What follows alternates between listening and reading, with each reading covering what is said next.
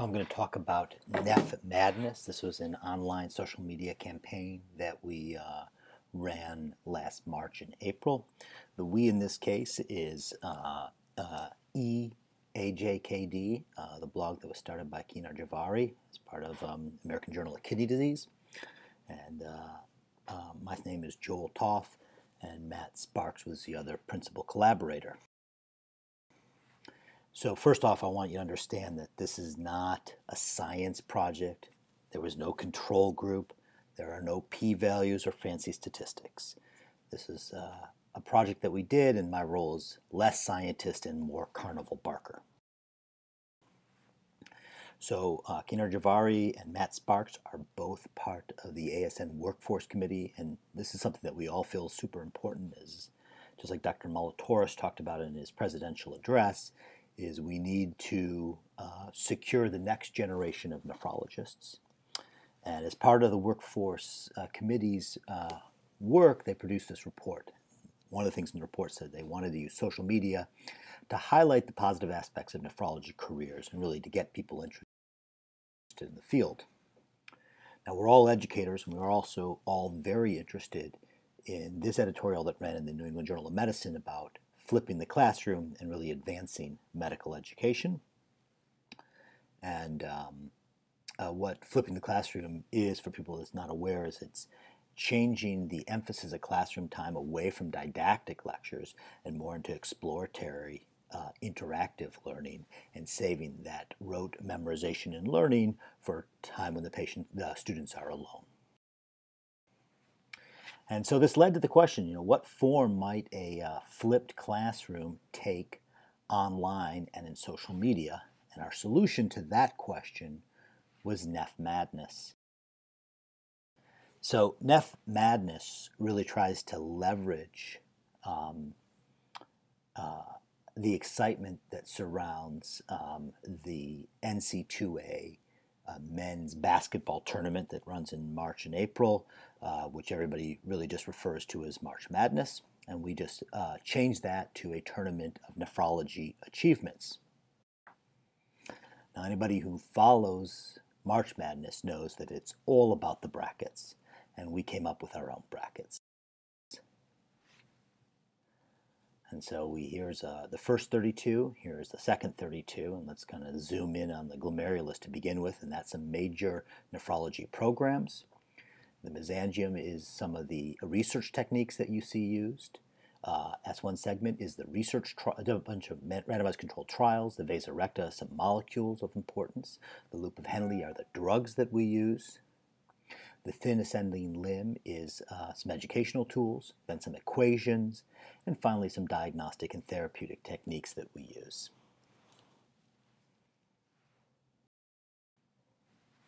So if anybody follows AJKD, one of the things you'll know, or EAJKD, you'll find out, is that it runs like a watch.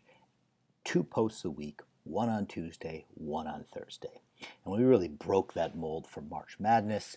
On Selection Sunday, we posted 8 posts, 43 pages of text, and 12,000 words. An absolute juggernaut of posts, especially for the site.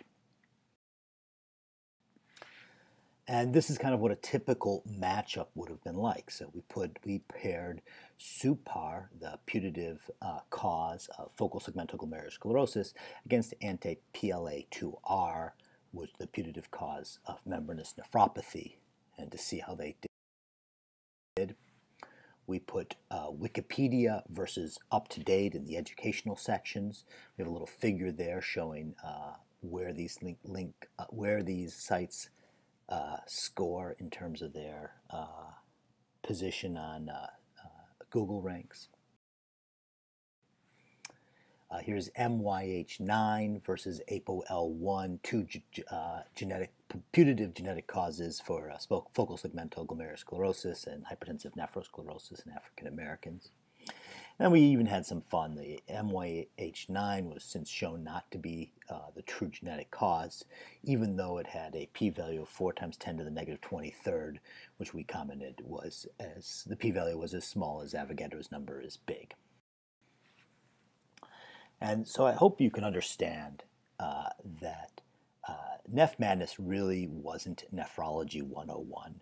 We weren't really targeting a broad audience. That what we wanted were fellow level topics and fellow level explanations. That this was designed to be very sophisticated nephrology information. This is a bracket that was filled out to give you a sense of what would happen. People would download the blank brackets, fill them out with pen and paper, and then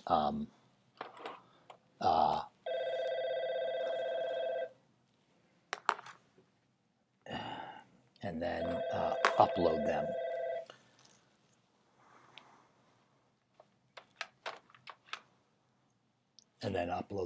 To the website. We then revealed the winning teams over subsequent days and weeks, as you can see with the dates up there, until on April 9th we'd get the final outcome.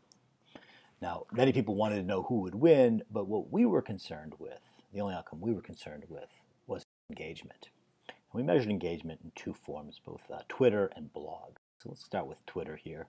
We registered the hashtag NephMadness with Simpler, which does Twitter analytics for medical use, was 473. And if you just kind of categorize them using a pie chart, you can see that the vast majority came from the authors. I'm Kidney Boy at the lead at 113. EAJKD followed at 101. 60 from Dr. Javari. And you look at it in a different way. You can see that 2/3 of the tweets came from the three authors, but the remainder, 74, did 176 tweets, indicating quite a bit of engagement. Here's a typical tweet. This is Michael Katz, a cardiologist at University of Rochester University, and he was teasing nephrologists as being Burton Rose fanboys. And then the Renal Fellow Network was trash talking him back. This is run by Graham Abra at the time, now of Stanford. And yes, he says, you know where Brunwald goes when he has a question. He goes to up to date. That was pretty funny. Dr. Bob Provenzano, vice president at DaVita, he got into the action. He submitted his brackets. And then Natasha Berger, who is a prominent pediatrician on Twitter, had, I think, my favorite tweet about NephMadness. She says, her brackets are completed. I have Kansas and randomized controlled trial for the win. And so here's kind of a summary of our Twitter usage. So 473 tweets by 77 participants. And just kind of compare that to Kidney Week. And they had 786, in 2011, they had 786 tweets by 145 participants. And so we feel like we compared pretty well, kind of three guys in a van by the river doing pretty well compared to a week-long conference run by the ASN.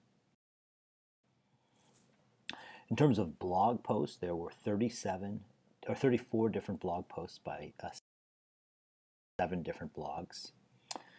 There was here's the homepage for EAJKD. This is our initial post talking about NephMadness. Nephron Power, run by Akinar Javari. Here's his post. Precious Bodily Fluids, my blog. The Renal Fellow Network did a couple of posts. Whiz Bang by Pascal Lane was probably our most enthusiastic blogger. Not only did she announce the contest, but she then did a number of subsequent follow-up posts where she talked about which achievements should advance and where she was voting and how she responded to what actually happened. InfoSnack, the very first nephrology blogger, Joshua Schwimmer, covered it. Science Roll by Bertalan Mesko, a very high-profile social media and medicine personality, also covered it. In terms of traffic, depth, and endurance, traffic was phenomenal. This is indicates the average traffic for EAJKD since its beginning. You can see the red line is the average traffic, and this is what NephMadness did in its 2 months. We actually blew apart what they had done before. In terms of depth, you can see these are the posts that we did on the very first day, showing the different sections, and you see a lot of traffic to the very first post where you would download your brackets, and then a very steep drop-off after that. And in fact, intercalated cell, which has some very interesting content, is among the least visited posts ever on EAJKD. So just people didn't have the endurance to get down to the bottom. In terms of Twitter activity, also you didn't have a lot of endurance. You had a lot of activity in that first week, and then a real drop-off as you moved down later on the week. So in summary, we were able to produce a social media-based nephrology entertainment project. We inspired people to contribute, interact, and engage with sophisticated nephrology content, and we really saw a dramatic increase in traffic to EAJKD. Some of the weaknesses, the audience that we were able to engage with was largely people already on social media. It's hard to get a social media project beyond those types of barriers. Much of the content that we produced ended up being unread. And unlike the real tournament, as the tournament progressed, our brackets became less interesting rather than more interesting. And really, we had a very primitive way to interact and submit brackets. We required people to download the brackets, fill them out with pen or paper, photograph that, and then either email or tweet them, which is not what people expect in this day. I'd like to leave you just with one last bracket. This was done by Vicki Ivanovic, and this is the letter that she included with this. She said, "Hello, Dr. Toff. Here are my NephMadness brackets. It was very interesting to read the descriptions of the teams on the blog and make the correlations to my experience with dialysis and my nephrologist.